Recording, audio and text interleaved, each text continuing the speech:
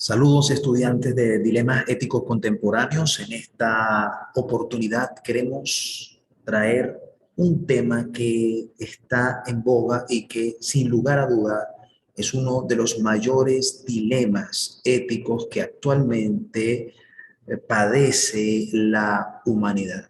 Y tiene que ver con esta especie de ola, este tsunami que está haciendo estragos en todo el occidente del mundo, como lo es la concepción de la ideología de género.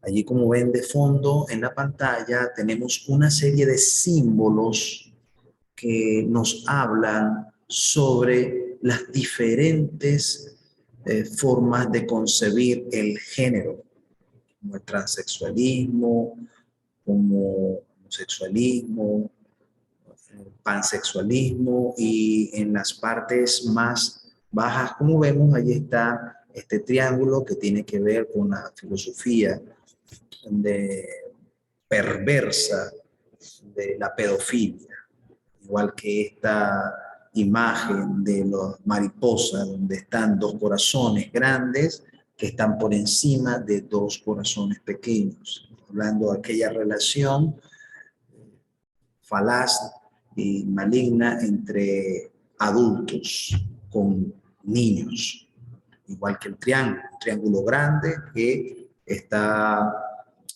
internamente también con un triángulo pequeño que implica la niñez que ha sido absorbida por este pensamiento perverso. Entonces, estas son algunas de las expresiones de los múltiples géneros, que van más de 100, y que todos están dentro de esta bandera multicolor que habla sobre la ideología de género.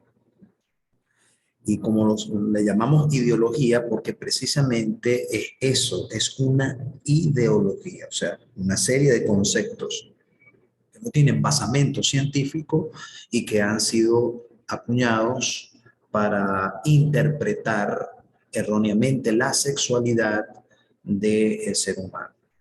En esta clase vamos a ver cómo ha sido el concepto y la progresión histórica de este mal de los últimos tiempos, este dilema, porque representa un dilema porque ha puesto a la humanidad en conflicto y a la familia. Así que vamos entonces a avanzar con el estudio. Lo primero es que vamos a tratar de ver la base conceptual, ideológica de esta ideología, como lo estamos mencionando, valga la redundancia. Y es que tiene un enfoque en el pensamiento dualista, donde distinguen a las personas en dos elementos que se justaponen, pero que según su concepto no se unen, como es la psiquis y el cuerpo. Entonces, se justaponen porque están en una lucha constante para ver quién es o qué parte de los elementos internos es el que va finalmente a regir. El cuerpo, que está caracterizado por todo el sistema fisiológico, y la psique. Entonces el cuerpo para ellos es un instrumento en su concepto, en su visión distorsionada, es un instrumento que se encuentra de alguna manera frente a nosotros y podemos manipular y que podemos dar el significado que queremos, lo que queramos. Ahora bien, esa conceptualización está pasando por encima todos los elementos científicos que nos hablan de acerca de nuestra sexualidad, que está predeterminada claramente, fisiológicamente, hormonalmente, pero ellos entonces perciben al ser humano con esta visión dualista, que es una visión pecaminosa. En tal sentido, entonces, el sujeto se autoconstruye, tomando en cuenta ese principio del construccionismo. A través de un proceso social, el sujeto comienza a desarrollar una autoconstrucción, y que esto es lo fundamental en la experiencia de la vida para poder determinar el género. Entonces, para ellos sería entonces el género es aquel que se va haciendo y uno es el resultado de lo que va construyendo de acuerdo a las experiencias a las cuales me encuentro sometido dentro del entorno social donde vivo. Entonces, para que el proceso de autoconstrucción sea libre, hay que negar la naturaleza, hay que negar lo que somos. No podemos someternos a lo que somos fisiológica, biológicamente, sino hay que asumir un conflicto interno. Fíjense ustedes qué problema genera esto. Por lo tanto, hombres y mujeres no somos desde nacimiento, sino que ser hombre o mujer es algo que se va construyendo con el tiempo y determinará a tal punto que incluso usted pudiera en algún momento de su etapa ser hombre y después ser mujer, de acuerdo a esa idea también obtusa de la orientación sexual. Entonces, la identidad sexual no está determinada por una condición inicial, sino es un punto, según ellos, de llegada, donde finalmente el ser humano decide que es a través de ese proceso de construcción, en ese negacionismo de nuestra naturaleza, lo que es nuestra sexualidad. Por eso, el gran dilema es ser o no ser, hombre o mujer.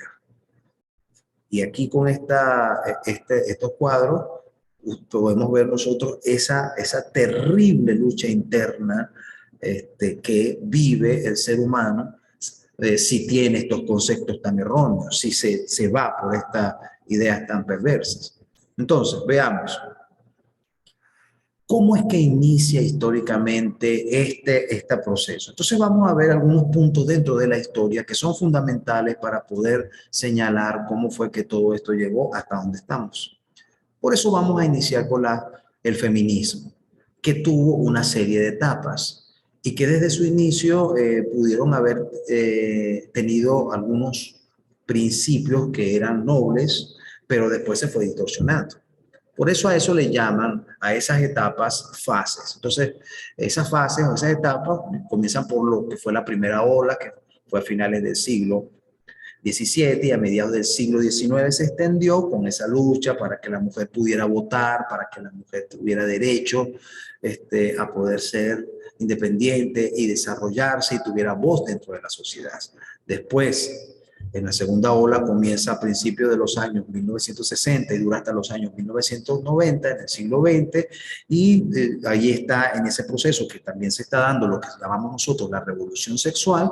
El feminismo aprovecha esas luchas y entonces también va avanzando en mayores conquistas dentro de su participación en la sociedad. Hasta que finalmente conseguimos nosotros la tercera ola que a partir más o menos de 1990 y se extiende hasta el presente, ya entonces como las luchas no era para que la mujer pudiera alcanzar una posición equilibrada dentro de la sociedad, sino que se distorsiona. Se distorsiona porque se liga también con otros movimientos que después hablaremos de ellos. Y finalmente llega a la cuarta ola. Entre la tercera y la cuarta ola ya tenemos entonces un feminismo que plantea una lucha directa teniendo como enemigo, o sea, teniendo como un agente antagónico al hombre. Entonces es una batalla brutal, es una guerra de sexos, ya no es una vindicación por propósitos justos, sino que el feminismo se convierte entonces en una especie de lucha contra el hombre y contra todo el concepto que ha sido normativo como la familia. Ahora bien, al verlo nosotros en este esquema podemos entonces ver cómo se ha ramificado la ideología de género dentro de los movimientos que se han ido aglutinando alrededor de ella. Tomando en cuenta que, fíjense, cuando vamos al libro de Romanos, al capítulo 1, los versículos 21 y 22, nos menciona lo que pasa con estos grupos, estos movimientos que buscan el conocimiento, que buscan la sabiduría, negando lo que naturalmente el Señor estableció. Por eso dice, profesando ser sabios, se hicieron necios. ¿Y cómo inicia todo? Inicia con una visión antropocéntrica, donde el eje ya no es Dios, sino ha sido traspuesto por y ha colocado en su lugar al hombre y al yo. Una visión donde busco la verdad y busco la interpretación a través de mis sentimientos, a través de mis pensamientos, a través de mis gustos, a través de lo que yo puedo desarrollar. Y entonces vemos dos líneas claras allí. Por un lado vemos el feminismo que arroba la ideología de género, el matrimonio igualitario y la despenalización del aborto. Todo esto va junto dentro de un mismo paquete que el feminismo tiene. Por eso no es solamente la lucha para reivindicar a la mujer, sino que finalmente se convierte en una lucha contra la familia, contra el hogar y finalmente contra una independencia que busca la mujer de su propio cuerpo en aras de lograr una emancipación a tal punto que debe cosificar en su vientre el bebé, el ser humano que está gestando y llevarlo a la muerte, logrando entonces supuestamente una independencia. Del otro lado vemos el ateísmo con su fuerza poderosa que llevó, por supuesto, si negamos la existencia de Dios y Dios no es el ser que nos creó y Dios no es el ser entonces que determina cómo debe ser la vida del ser humano, finalmente entonces caemos en lo que es la locura en ese desarrollo como el transhumanismo, ¿no? Con estas ideas donde queremos entonces fusionarnos con máquinas, tantas visiones distorsionadas y perversas de la vida. Ahora bien, cuando empezamos a ver los autores que influyeron con su pensamiento, no podemos dejar pasar a Friedrich Nietzsche, que vivió entre 1844 y 1900. Y vuelvo a decir, es muy importante que usted sepa los orígenes de estos movimientos para que identifique al momento de la enseñanza, de la orientación, donde quiera que usted esté, a estas visiones que van en contra no solamente de Dios, sino también de la humanidad. Entonces, Friedrich Nietzsche fue el padre del nihilismo, este pensamiento que lleva como propósito desconstruir todo lo que tiene que ver con la moralidad, porque dice que no existe y ha trabajado en servicio la moral de el cristianismo y que es algo que debe ser destruido. Por lo tanto, él declaró la muerte, declaró la muerte de Dios. O sea, él fue el que hizo esta declaración, dando a entender la ineficacia de la moral y que el hombre tendría que convertirse, el hombre tenía que llegar a un punto del superhombre donde pudiera vivir en una especie de libertad existencial y donde no necesitaría estar sometido a ninguna normativa moral ni ética. Por supuesto, este pensamiento no es real.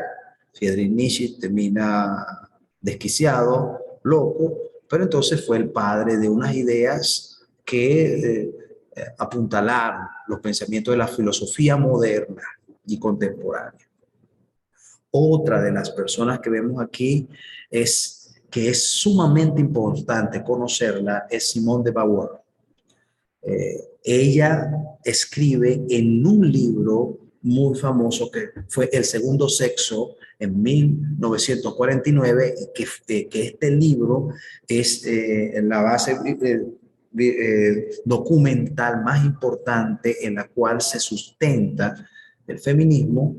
Ella escribe que la mujer no nace, que la mujer se hace y que se hace a través de unos patrones arcaicos y roles que han sido establecidos por la sociedad para que la mujer sea sometida y no sea libre.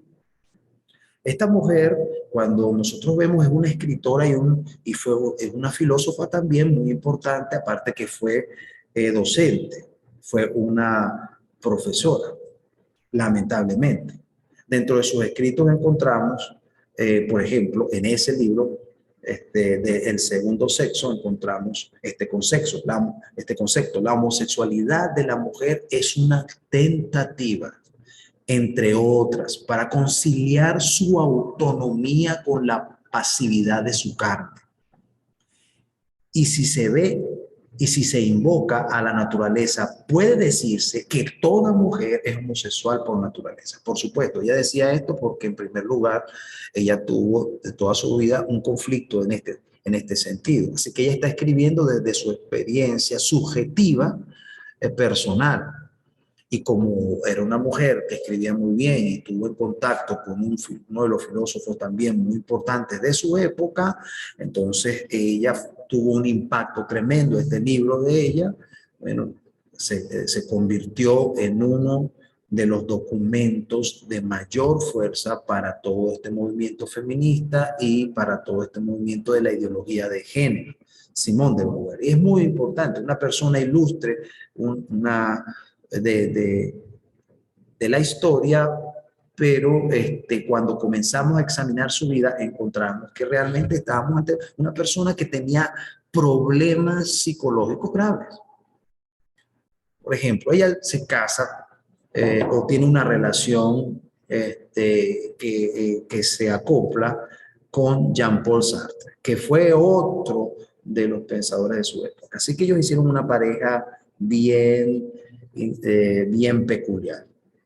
Ellos le llamaron a su relación un amor esencial o matrimonio morganático. ¿Y en qué consistía este matrimonio morganático? Bueno, tuvieron una relación abierta en la que ambos tenían amantes y no había ningún problema. Lo importante era que ellos pudieran decirse, bueno, mira, yo voy a estar con tal persona y yo voy a estar con tal persona. Fíjense ustedes qué ideas más distorsionadas, ¿no? Ellos compartían la filosofía y la escritura y compartían algo más. Porque no era solamente tener otras parejas, sino que miren ustedes hasta dónde llegaron.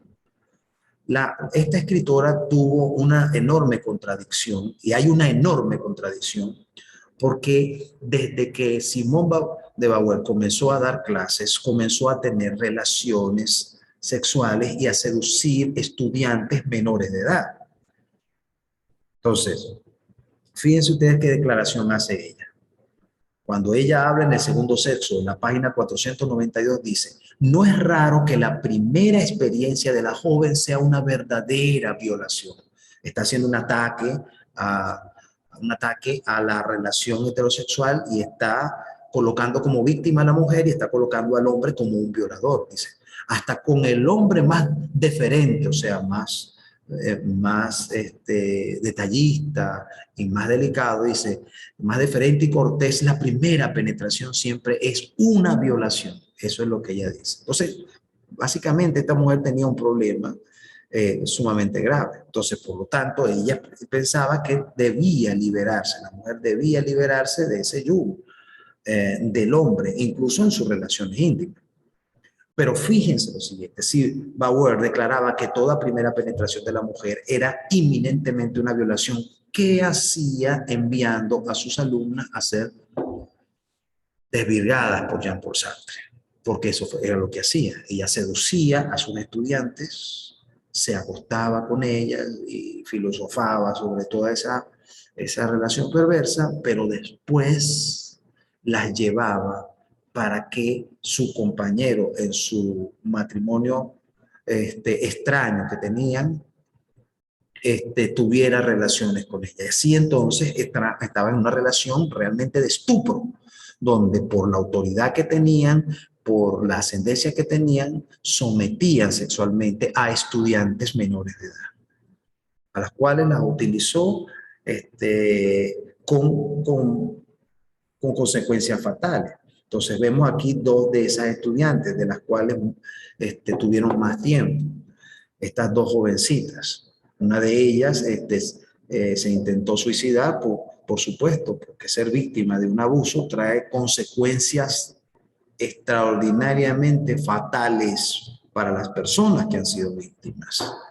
Y estaba esta otra jovencita que la utilizaron, la esclavizaron sexualmente y ambos en esa relación de abuso y ella, la amada Blanca Lambley, una vez que ellos mueren, ella encuentra cartas donde evidentemente ellos la la utilizaban como una cosa, la cosificaron y eso le causó un impacto tan grave que entonces ella escribió un libro hablando de los desamores, de la experiencia entre Simone de Beauvoir, Jean-Paul Sartre y ella.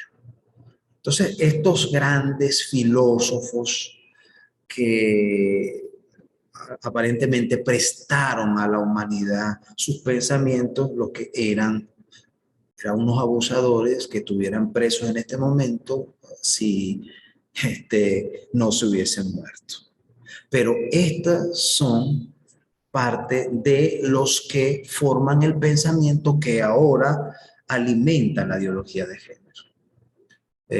Queremos en este momento presentarles a otro más antes de cortar acá para después ver en otra próxima oportunidad el resto de esta clase, y es Alfred Kinsey, que vivió entre 1894 y 1956. Esto era un taxónomo, era un profesor, era un taxónomo, que comenzó a hacer clases de consejería a los jóvenes en la universidad, y allí fue aflorando pues una serie de cosas.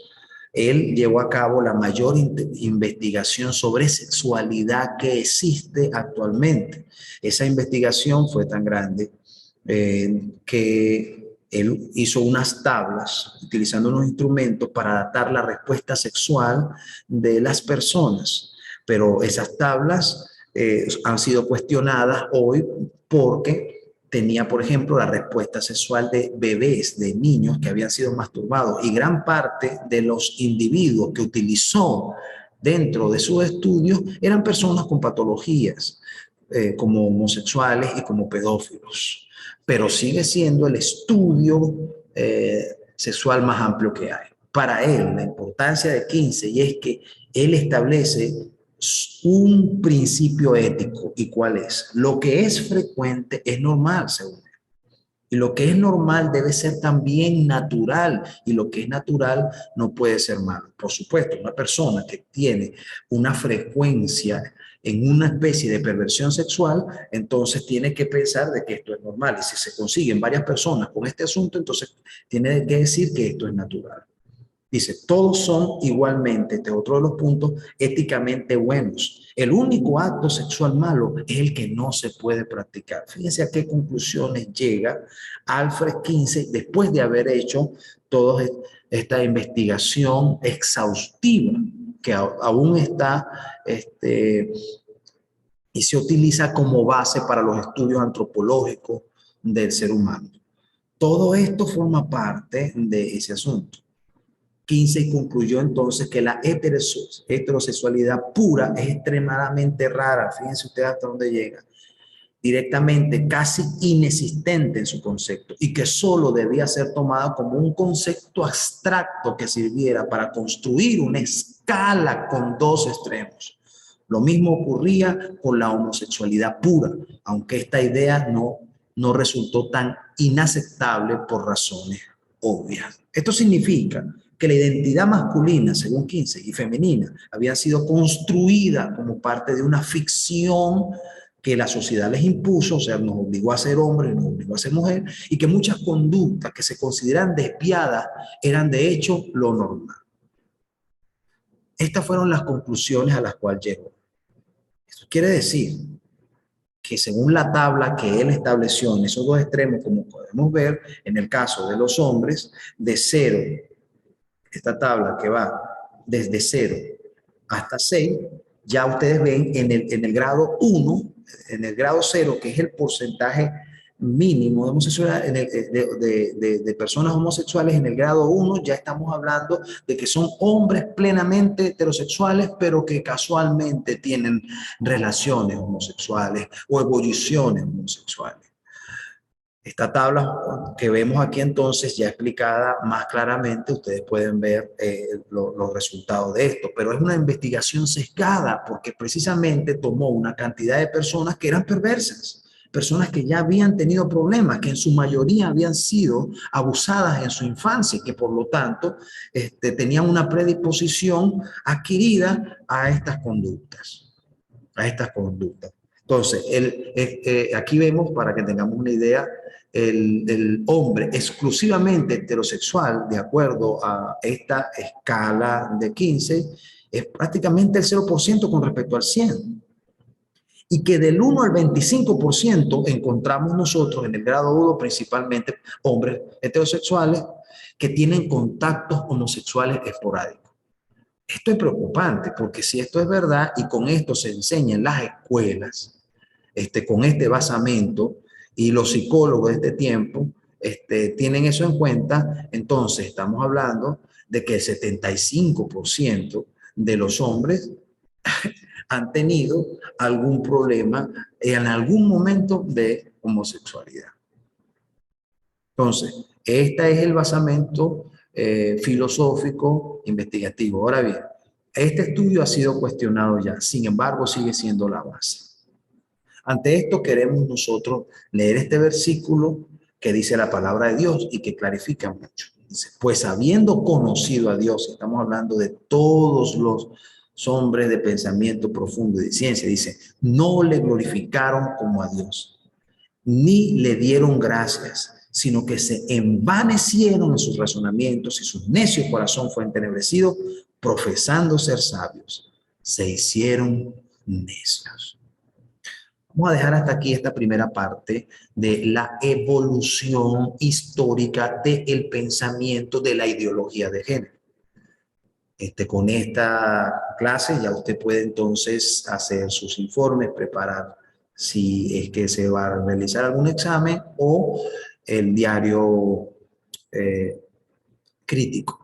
Cualquiera sea el método de evaluación que se utilice, usted ya sabe que esta información debe digerirla, debe prepararla y debe también presentarla, porque es vigente y es uno de los dilemas éticos más importantes. Bueno, quedamos hasta aquí, que Dios les bendiga. Les esperamos entonces en la próxima clase.